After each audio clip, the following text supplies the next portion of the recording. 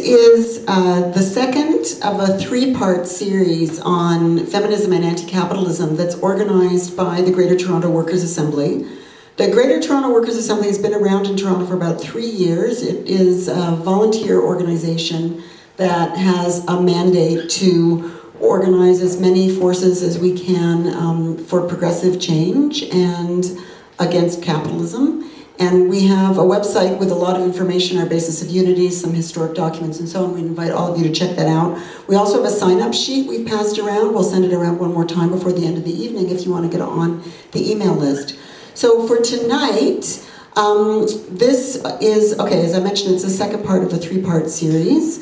The first one that happened last month was on anti-capitalism and feminism broadly. We had two socialist feminists speaking about that. Tonight, we decided to focus on a particular issue that is at the interface of anti-capitalism and feminism around the question of abortion rights. And our speaker is Rachael Johnstone. She's actually recently Dr. Rachael Johnstone, and Rachael will actually be talking about the subject of her dissertation research, which will be coming out as a book, and it's a detailed study about abortion access in Canada in 3 provinces, New Brunswick, Ontario, and Quebec. Rachael is also an abortion rights and feminist activist who hails from New Brunswick, and a graduate from Queen's University, where she's an adjunct faculty member in the Department of Gender Studies, and she's a graduate from the Department of Political Studies. So without further ado, I'll give it over to Rachael Johnstone. The goal of my talk today is threefold. First, I want to offer everyone some background on abortion in Canada to get a sense of when these restrictions came into place.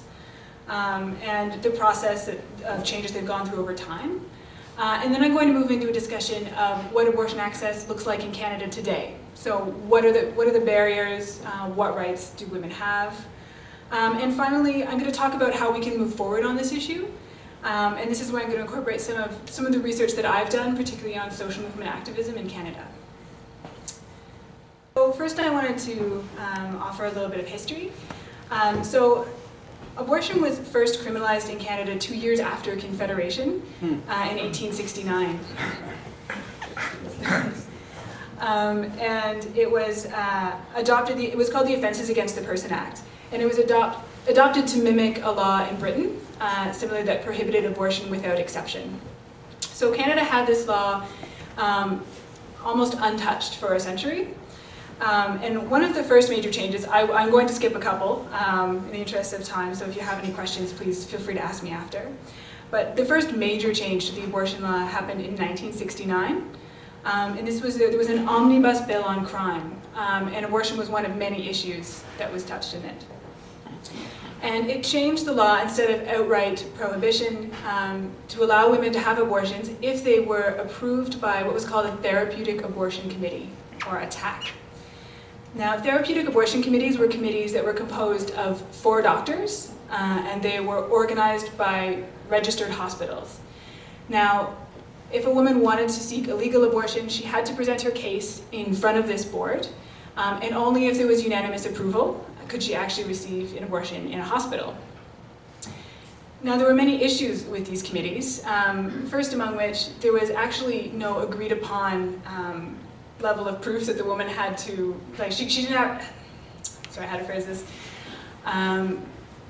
There was no kind of defined reason that a woman would be allowed to have one. It was a matter of the personal opinions of the physicians on the panel. And the panels were all different. So doctors could volunteer to become part of them. So sometimes you would have panels that were composed entirely of very pro-choice physicians. Other times, physicians who were very anti-choice would actually try to get themselves put on these panels in order to prevent women from accessing abortions. There was also no requirement. Were they male?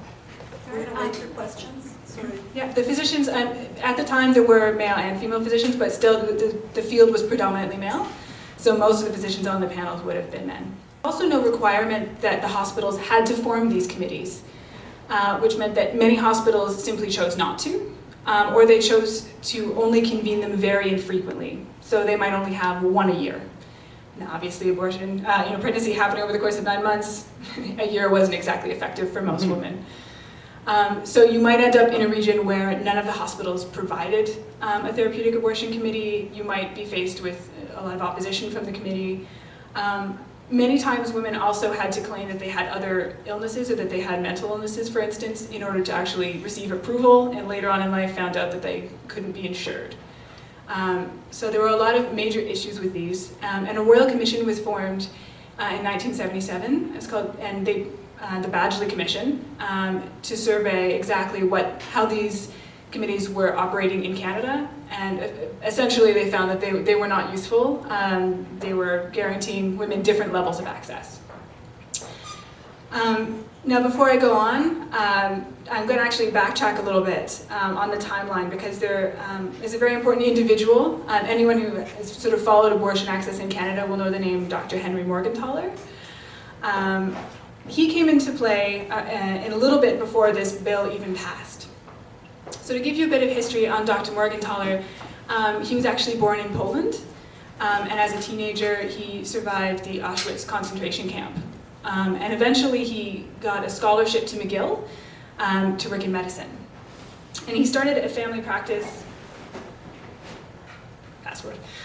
he started a family practice in Montreal, and was very content there. But over time he noticed that more and more women were approaching him, asking them to, can you terminate my pregnancy? And this was a time when it was still illegal. This was before therapeutic abortion committees had even been formed. And he found himself turning a lot of women away. And he felt that as a doctor that this wasn't right. So eventually he decided, actually it was in 1968, so 1 year before the Omnibus Bill, to open an abortion clinic in Montreal. And he did this in complete illegality, but he was very vocal about it. His goal from very early on was to challenge the law as it existed. So at one point, after his clinic had been open for a number of years, he publicly announced that he had performed 5,000 abortions. And the government wasn't exactly sure how to respond to this. Right. Many of them, they kind of thought, well, maybe we should try and cover this up. Maybe we shouldn't really respond to this. So at first, what they attempted to do was really not talk about the issue. It was not really publicized. But after a while, eventually enough sources became aware of it that they decided to raid the clinic. And this happened a number of times. A number of these raids were illegal and the charges were dropped. But eventually, Morgentaler was put in prison. He spent a total of 11 months in prison. But what was really interesting was the particular court case that placed him there. So this was in Quebec in 1973. Morgentaler was facing a jury that was composed of 11 men and 1 woman, all of whom identified as Roman Catholic, all of whom were working class. And so obviously they thought, okay, the fear was that he would definitely lose, because if there was any group that was going to be opposed to abortion, it was this group. And in fact, it was quite the opposite. He brought many women from his clinic forward as witnesses. They testified in favor of his services, and many of them, one of the most common claims was, I have 3 children already. I can't afford to have another child.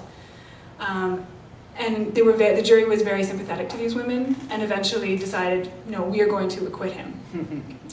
And they did this despite the fact that the judge already had informed them that he had already admitted to breaking the law, and that they were not allowed to acquit him. But they refused. So the judge overturned the jury, and they sent him to jail. And he spent a total of 11 months there. Meanwhile, this case went higher up, and eventually they created a new provision they often call the Morgentaler provision, which says that a judge can't overturn a jury verdict, which is how it works in Canada today. So he was freed. He returned to court and to another time in Montreal, and then once again the jury refused to convict him. He decided to expand his practice into Ontario, and he opened an abortion clinic in Toronto. And that clinic, once again, it was raided. He went to court very much, this was very much what he wanted to happen. He wanted to publicize this case. He wanted the law to change. And this case went all the way to the Supreme Court. and became what we know as the R.V. Morgentaler decision. So this was 1988, and Morgentaler was challenging the 1969 Therapeutic Abortion Committee. He said these are damaging to women, women don't actually have access to abortion services, and the court found in a ruling of 5 to 2, there were 7 justices total, that, back? As best I could do. Okay. And they found in favor of Morgentaler under the provision for security of the person. Now, because this was 1988, the Charter of Rights and Freedoms had been in effect for 6 years. But the original case in which Morgentaler, so it started in 1982 in Ontario, and by the time he reached the Supreme Court, it was 1988. And I'm not sure if everyone is aware that, but the different parts of the charter came into effect at different times. So Morgentaler had the security of the person provision available to him.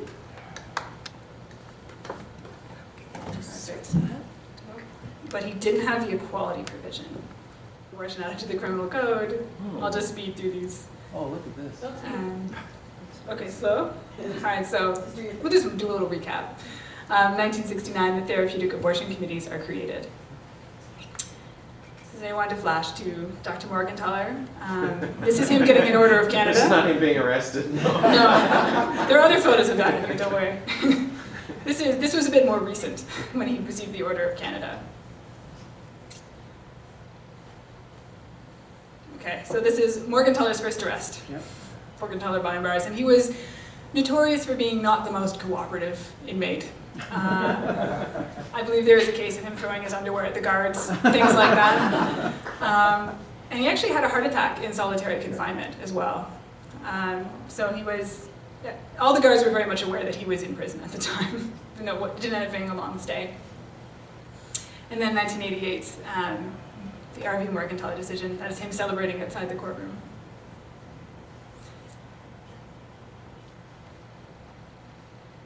Okay, so security of the person. So this was one of the provisions in the charter that came into effect immediately. So he had it available to him because the actual court date was set in 1982. But many people, when they're talking about this case later, often say, well, why not try this under the equality provision? Because security of the person protected women's life, liberty, and security. And this takes the abortion question a long way, because it was found that they weren't really secure if they were not all receiving the same level of care, if they had to expose themselves to panels of doctors. But it didn't actually ask the question, is this an equality issue? Is this, between men and women? That was not a question that was actually dealt with in this case at all. Nonetheless, the Morgentaler decision had the current law thrown out. But the court was very vocal about the fact that they had left room for the legislation to be replaced. And Brian Mulroney was in power at the time, and he immediately attempted to replace the legislation. Now, he had a very difficult time because obviously, just as we see in society today, his MPs were very split on the issue. And those that were very staunchly pro-choice either wanted to entrench women's rights or they didn't want to touch the issue at all. And those who were anti-choice also felt that if it wasn't complete recriminalization, we hadn't gone far enough. So there wasn't seen as being any real middle ground in this question. So he had a very difficult time in attempting to draft any kind of new legislation. Eventually, a bill was drafted. I believe there was some whipping of that particular vote, which would have prohibited abortion except in the cases where a woman's health was at risk, and this would be determined by a doctor. Now, what is particularly interesting about this bill is that it was actually defeated in the Senate. It was defeated in a tie vote. So we were one vote away from actually having a law in Canada. And the reason was that during the Senate hearings, when they were discussing this case, doctors responded very strongly. And many of them who were providing abortions decided to stop. They didn't want a law in place which could potentially send them to jail. They didn't want all of their actions to be scrutinized, and they decided that they were just not going to perform them if they passed this bill. Now, one of the kind of assurances that Mulroney offered when this bill was originally created was that this wouldn't happen, that this wouldn't actually prevent doctors from performing abortions, that they would still have the liberty to do so. So when they all started quitting, the senators more closely examined how this legislation was actually going to play out. And the bill was defeated in the Senate.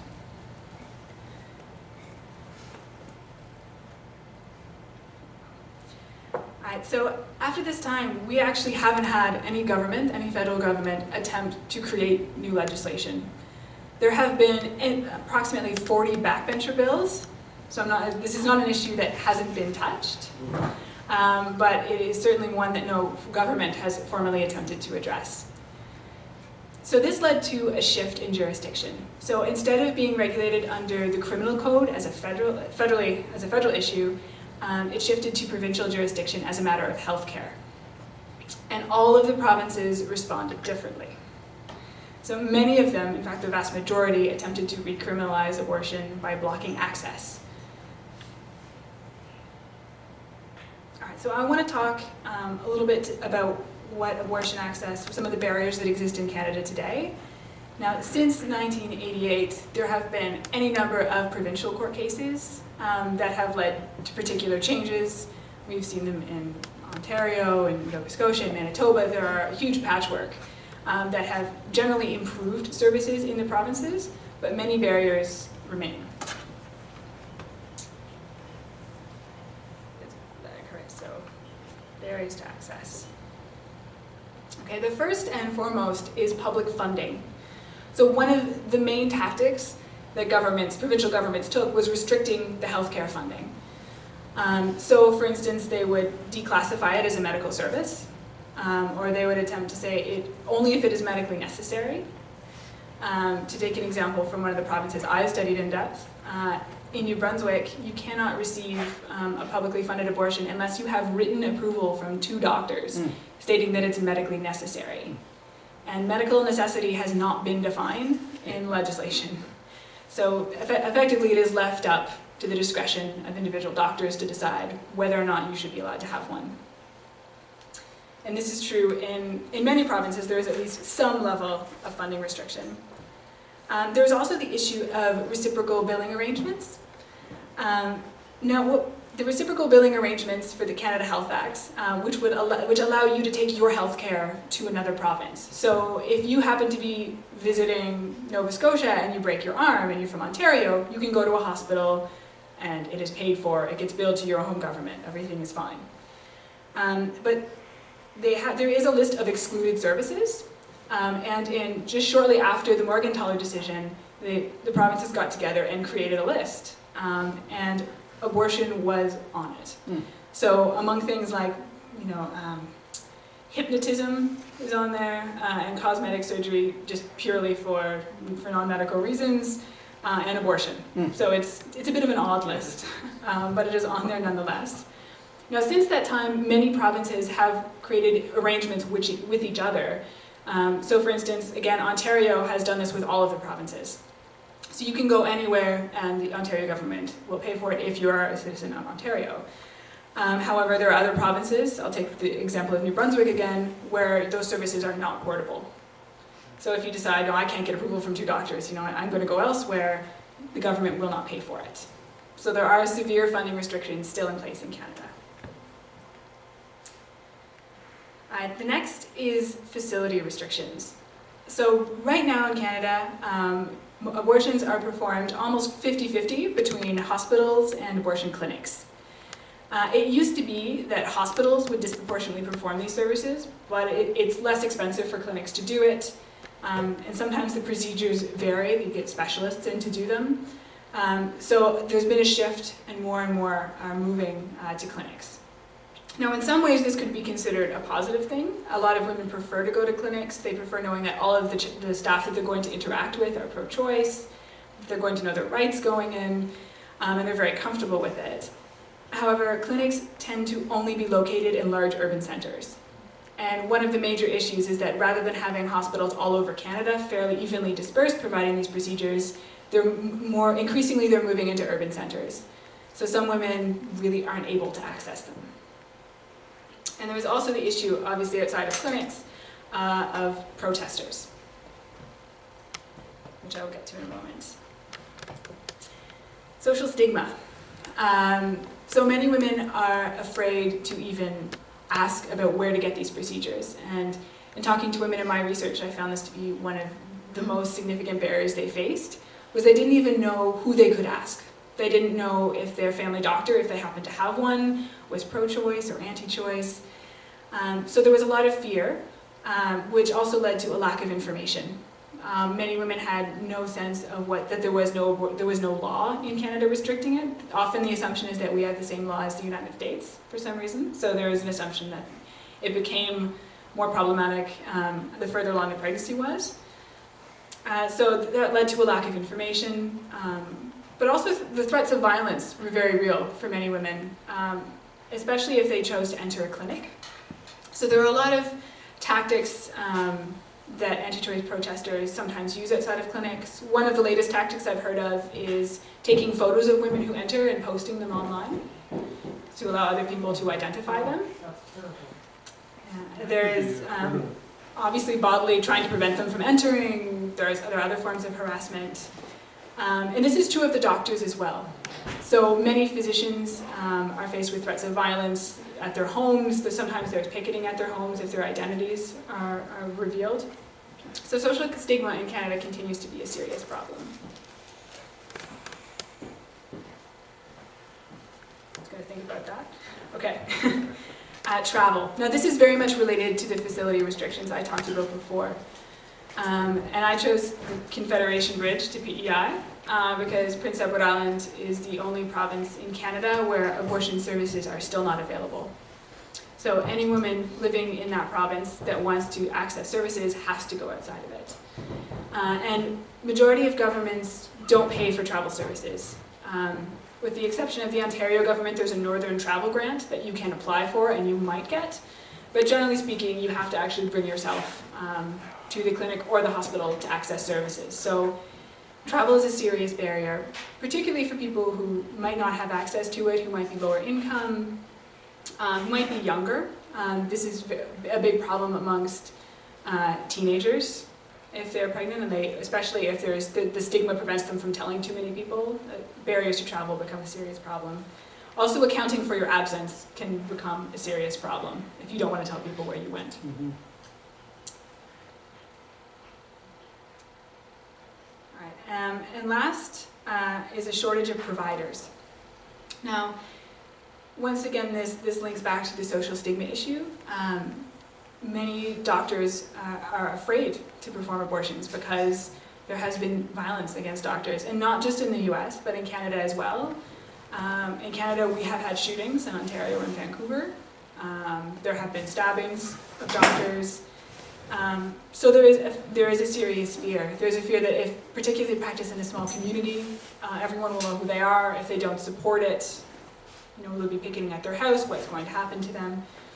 So this has contributed to the next generation of doctors often not being as likely to decide to take on the job of abortion provider. Also because of the shortage, if anyone does decide, I'm going to provide abortion services, that's often all they get to do because the demand is so high and there are so few providers. So many people choose not to go down that road. There's also the issue that many of the providers who are still practicing today started practicing before abortion was legal and are very aware of the consequences of illegal abortion. They've seen women with botched back alley abortions, they've seen the consequences, so they feel very passionate about it and about the need to continue this service, whereas others who might not be aware of it can really take these rights for granted. So I don't want to lead you to believe that there is a complete shortage all over Canada. I have been assured that in urban centres, in many cases, there are too many doctors who are willing to do it. But certainly this is true in rural areas. There is a significant shortage.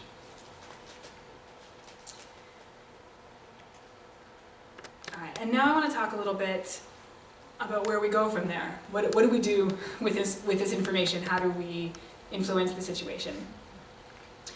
So from my research, I interviewed politicians, doctors, nurses, and social movement activists. And my goal was to really figure out why in particular provinces do we see such different levels of access? What is it that is influencing this?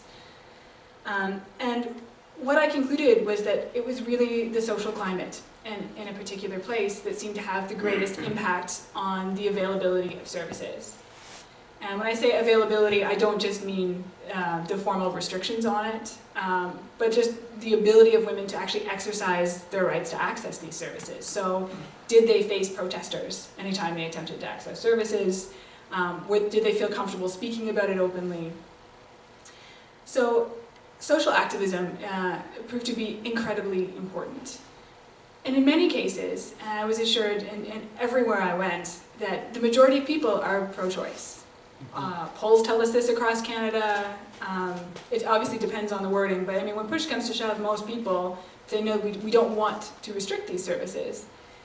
So what's interesting is that we still see, huge pockets where there's an assumption that there is a huge resistance. I'm from the Maritimes, and I know they're often portrayed as being incredibly conservative, and that everyone is probably opposed to these services, but that certainly wasn't my experience living there and talking to people. And a lot of that has to do with the power of particular social movements. So in New Brunswick, and I keep coming back to this because I've done a lot of research there and I'm from there, there is a group called New Brunswick for Life, and they're very small. They have 9 core members. 9. That's it. I mean, they bring in people. It's too many. But they do bring in people sometimes for protests. But I mean, this is the core group that's operating. And they have influence in the provincial legislature. They have at least a couple of members in the provincial legislature. And there are pro-choice movements as well, but they don't tend to be as active. And the main reason for that is that many people who are pro-choice kind of feel like we already won. There is an assumption that the Morgentaler decision somehow guaranteed all rights to access, and therefore there weren't really any battles left to be fought. So if anything really bad happens, we will mobilize and we will try to address this issue, but otherwise we don't need to be that worried about it. Whereas the anti-choice groups feel very strongly that they have everything to lose right now if they don't push for this, and there's no harm in them doing so. So they tend to be very vocal, very active, and very organized, and they create a sense that maybe more people believe that, and maybe we shouldn't talk about it. So in the case of New Brunswick was certainly that it was very much a climate of silence. It wasn't that it was a climate where everyone was very opposed to abortion services, it's that no one was really sure how anybody else felt, and there was assumption that maybe there were negative sentiments, so maybe we shouldn't talk about it. So social movement activism on this issue is incredibly important. Next I wanted to talk about the framing of the issue, so how we talk about it. Most commonly, I'm sure you're used to hearing the pro-choice side, and you have the anti-choice, well, they call themselves the pro-life side, I use the term anti-choice. And so it's either positioned as a rights issue, or a moral issue, or maybe if you don't really want to take a stand on it, some people say maybe it's just a medical issue.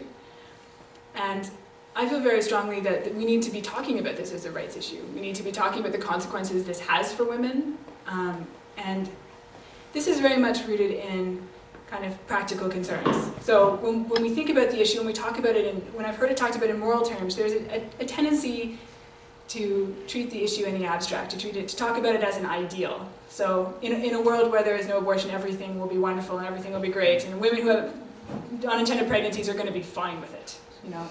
Everything's going to be great. When the reality is, we actually know what happens when there is a law restricting abortion services. We know that women attempt to either seek abortion services from non-medical providers or perform them on themselves, and that many women die. I talked to one provider in British Columbia who said that when he started medicine, what he really wanted to do was deliver babies. That was all he really wanted to do. Until he encountered something they call the septic shock ward at the time. At the time, it tended to be about 30 women every month entered the ward, and septic shock was code for botched abortion ward. And he said, every month we lost people, and that doesn't happen anymore. Abortion is very much a disappeared disease. So I think it's important that we learn from history and that we don't treat this as an issue as if we're unsure of what happens when abortion is criminalized, because we know what happens when abortion is criminalized. And to that end, I wanted to draw attention to the picture I chose in the background. Many of you will probably be aware of this because of the news. This is actually a protest happening in Ireland, and it happened in October. There was a woman named Savita who actually wasn't even a citizen in Ireland, but while there, she started to have a miscarriage. And she went to the hospital, and they informed her that this was happening and told her, okay, we have to just wait. And after a day, they checked and they said, okay, well, there's still a heartbeat, and in Ireland, we don't perform abortions when there is still a heartbeat, so you have to just wait and let this happen naturally. And she was in an extreme amount of pain and said, you know, I'm not Irish and I'm not Catholic, and I would like an abortion, and they refused to perform one. A total of 3 days later, she did eventually miscarry naturally, and unfortunately, the complications caused complete organ failure, and she died. And in Canada, I mean, this doesn't happen anymore, which is wonderful. But there are countries where this is still a reality, and it's something that I think Canadians, the collective memory, it has sort of faded, that this is the consequence. Which is why I think events like this, where we have a chance to talk about these issues, are so important. And where we need to really think about social activism and think about and discussing these issues.